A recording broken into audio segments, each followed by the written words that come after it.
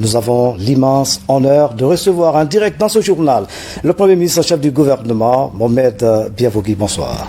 Bonsoir, Monsieur Sow. Monsieur le Premier ministre, merci d'avoir accepté notre invitation. Comme nous le montre ce reportage, le mois de mars s'annonce avec beaucoup de très bonnes nouvelles. La Guinée vient donc de signer un contrat commercial avec le groupe Thomson dans le cadre de la numérisation de la RTG, de l'analogique au numérique.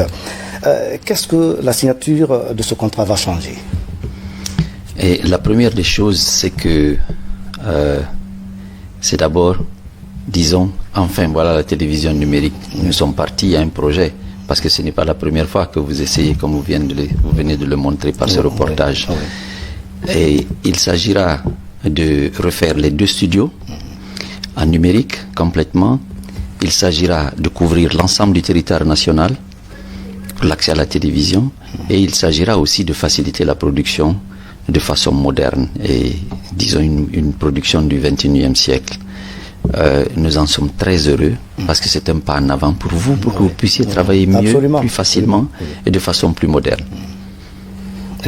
La télévision numérique va couvrir l'ensemble du pays. Tout à fait. La télévision numérique va couvrir l'ensemble du pays.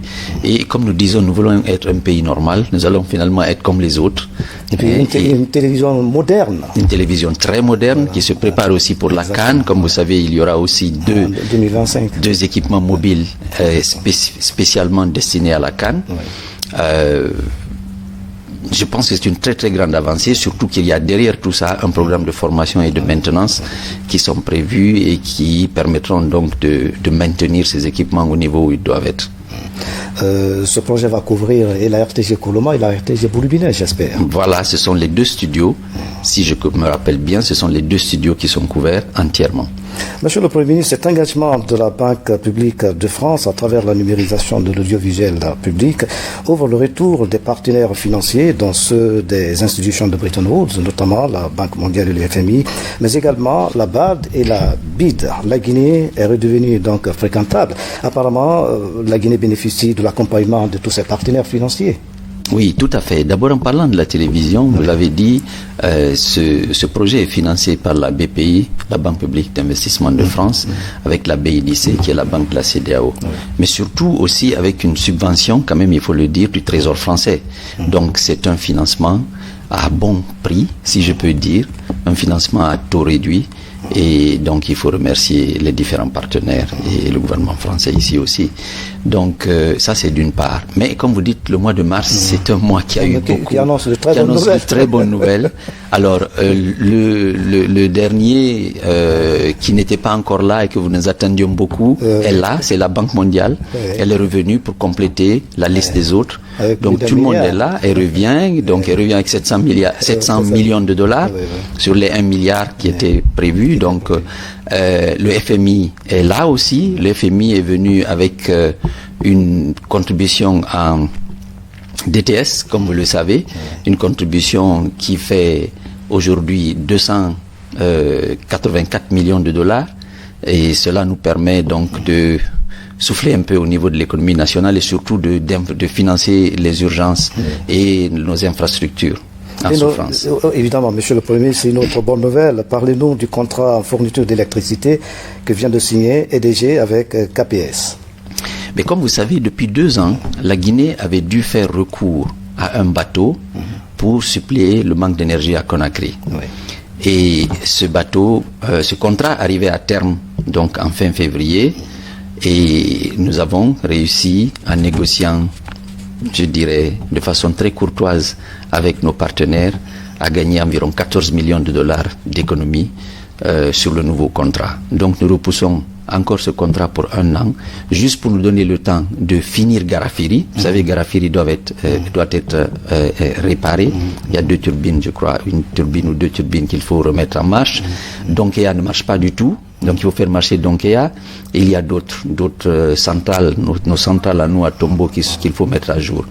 Et aussi, cela nous permettra en fait de terminer la ligne et les transfos qui arrivent de nos nouveaux barrages hydroélectriques et pour permettre de couvrir Conakry entièrement. Donc 1 an de plus, mais 14 millions de dollars d'économie, je pense que ça valait la peine.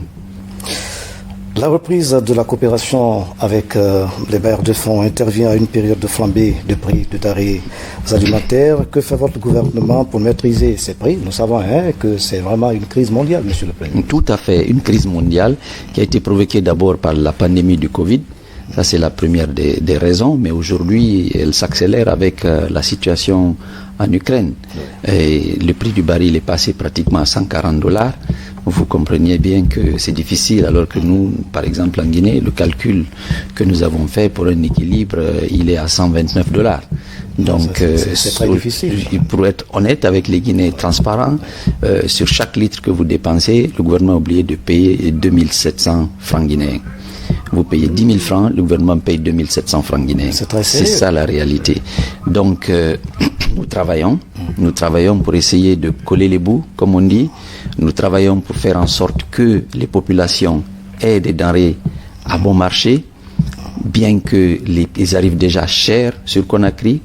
L'État serre la ceinture au maximum, se prive des revenus qu'il pourrait avoir, simplement pour que les populations puissent marcher. Et l'État parle avec les acteurs. Le président de la République, comme vous le savez, le colonel Mamadi Doumbouya a reçu tous les hommes d'affaires, particulièrement les importateurs et les producteurs, avec qui il a échangé, et tous se sont engagés à nous aider, surtout pendant cette période de carême et pour les chrétiens, et très bientôt de Ramadan, faire en sorte qu'il y ait de la disponibilité, mais aussi qu'il y ait l'accessibilité par rapport au prix. Malgré cette situation difficile, le gouvernement concentre également ses efforts dans le secteur des infrastructures et celui de la fourniture des services sociaux de base. La construction et la rénovation des routes se poursuivent. On constate également la construction des nouveaux hôpitaux et la rénovation d'autres infrastructures. Ça veut dire que la Guinée bouge, Monsieur le Premier ministre. Beaucoup de travail. Le colonel nous fait marcher à son rythme. Et vous avez vu son rythme. Ce n'est pas un rythme seulement militaire, mais c'est un rythme d'effort spécial. Donc, le gouvernement marche et court, ça c'est sûr. Et oui, vous avez vu, les routes s'améliorent, le travail se fait. La nationale Koya Dabola, le travail se fait sur cette nationale-là 24 heures sur 24, allez voir. Dans les autres bretelles, ça avance. Au moment où je vous parle, de Conakry. Absolument, vous avez vu les lumières. Conakry est autre chose. Depuis quand n'avez pas vu des lumières dans les rues de Conakry? Ça c'est le colonel. C'était sa volonté et certains d'entre nous n'y croyaient pas, je vous dis sincèrement, et voilà, nous y sommes. Parce qu'il pousse. Et quand vous allez à l'intérieur, actuellement, au moment où je vous parle, le ministre des infrastructures et des transports se trouve à l'intérieur parce qu'il veut suivre personnellement les travaux. Il ne s'agit pas seulement de Conakry, il y a aussi l'ensemble de notre territoire et le travail se fait partout. La Guinée donc avance, la Guinée progresse. Lors de la célébration d'ailleurs de la Journée internationale des droits des femmes au Palais du Peuple, c'est une autre bonne nouvelle qu'on annonce, Monsieur le Premier ministre. Le président de la transition, chef suprême des armées, colonel Mamadi Doumbouya, a annoncé des subventions à 300 groupements de femmes. Comment cet appui va se concrétiser sur le terrain? Le souci du président a toujours été de faire en sorte que l'aide serve réellement, que ce ne soit pas une aide perdue. Il s'agit d'aider les femmes à s'aider elles-mêmes. Autrement dit, appuyer des activités productives. Bon, nous travaillons actuellement sur les critères du choix de ces 300 groupements. Il y a beaucoup plus de groupements en Guinée, mais il faut commencer quelque part. Et le président de la transition a décidé qu'on commence avec 300 par rapport aux moyens que nous avons, mais il faut le montrer, c'est un symbole, c'est nécessaire ce jour-là, que les femmes sont importantes chez nous, parce qu'elles représentent d'abord la majorité, et en plus parce qu'on sait aujourd'hui qu'aider les femmes, c'est réellement aider le pays, parce que c'est aider les enfants et c'est aider les pères. Certainement, la subvention va continuer. Ça va s'élargir à d'autres groupements de femmes. Le dernier Conseil des ministres a décidé de l'arrêt de toute activité sur l'Ocimandou. La Guinée veut-elle revoir les contrats, Monsieur le Premier ministre? Non, pas du tout. La Guinée ne veut pas revoir les contrats ni les conventions. La Guinée souhaite un co-développement réel de ce projet. Vous comprenez bien je le répète, vous comprenez bien qu'il s'agit du plus grand projet des 30 prochaines années dans le monde, du plus grand projet minier des 30 prochaines années dans le monde. C'est très important. Oui. Ce projet ne peut pas se faire sans la Guinée. Absolument. Donc, nous essayons de faire en sorte de pouvoir travailler avec ces compagnies, qui sont des compagnies qui sont présentes en Guinée depuis assez longtemps et qui ont été des partenaires. Nous voulons simplement faire une petite pause, s'entendre sur un certain nombre de choses pour que le projet puisse être au service de tous les partenaires. C'est une sorte de renégociation ou c'est pas? Non, ce n'est pas une renégociation, c'est juste une réorganisation de la façon de travailler. Comme je dis encore une fois, co-développement, co-association pour le bien de tous les partenaires, mais surtout la Guinée aussi. Sur le plan politique, 3 points dominent l'actualité. La guerre en Ukraine, où nous avons nos compatriotes, la demande de dialogue politique interne et le chronogramme de la transition attendue par la CEDEAO. Votre réaction? La guerre de l'Ukraine, oui, elle est en train d'impacter le monde entier. La première chose qui a été faite par notre gouvernement, c'est de mettre en place une cellule de crise au niveau du ministère des Affaires étrangères pour prendre en charge nos compatriotes qui sont là-bas. Comme vous savez, beaucoup partent de l'Ukraine et il faut les aider. Et le colonel a eu la gentillesse et la grâce de mettre à la disposition des ressources. Je crois que c'est la première fois que nos compatriotes sont aidés immédiatement en temps de détresse. Ils ont été, des ressources ont été mises à leur disposition. Ils ont chacun obtenu de l'argent, parce qu'il faut le dire, afin de s'aider. Par rapport à nos moyens, nous n'avons pas grand-chose, mais le colonel a voulu montrer que nous partageons ce que nous avons avec tous nos compatriotes, partout où ils sont. Ça, c'est du côté de l'Ukraine. Bien sûr, il faut gérer la partie économique et financière. Nous en avons parlé tout à l'heure, l'impact sur notre économie, l'impact sur le coût de pétrole, l'impact sur l'alimentation. De l'autre côté, le dialogue politique. Le dialogue politique. Vous avez posé la question du dialogue politique. Oui, écoutez, le colonel a toujours dit, il faut que nous nous rassemblions, il faut que nous nous unissions, il faut que nous arrivions à pardonner et à avancer. Nous ne pouvons pas continuer simplement de cette façon-là sans nous parler. Alors, il s'agit maintenant de passer à l'acte. Il avait promis en décembre l'organisation d'assises. Il a annoncé avant-hier que ces assises commenceront le 22 mars. Nous travaillons dur. Je peux vous assurer que nous avons passé la première partie du week-end à travailler pour préparer ces assises.